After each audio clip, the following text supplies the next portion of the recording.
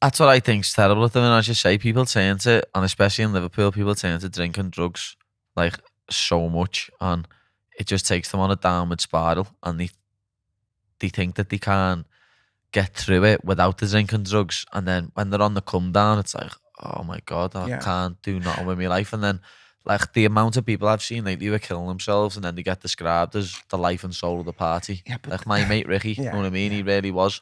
And then I've seen it so much recently of other people, and like the headline is always the life and soul of the party. Like you don't ever expect it from these sorts of people.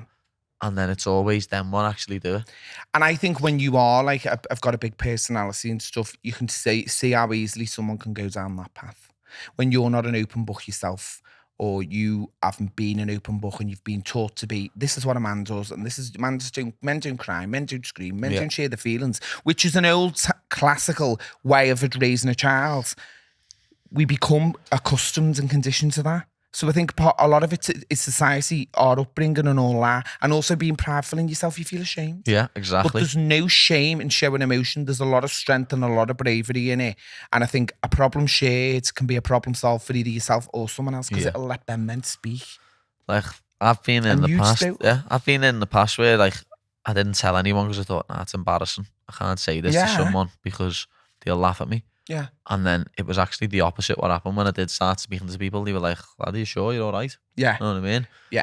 Because you build it up in your head to be something so much more than what it is. Exactly. In your own head, it becomes a battle in your own head because you're like, oh, I can't say this because they'll think that of me. When I even said it in the group chat to my mates the other day, lad, any of yous ever need to say anything, lad, I'm here. You know what I mean? Doesn't matter if you're going to say, I can't even think of anything off the top of my head now. Doesn't matter if they say, lad, I've got 10p left in my account, can you help me out? Yeah. You know what I mean? Yeah. Anything. Like, any of my mates need anything, I'm there for them. And but it could I want them all to know that. Today I feel like, yeah, because this has happened in work and I can't cope with it, or it's bothered me because of this, or, you know, this happened when I was 10 and I've never got over it. It doesn't matter what it is.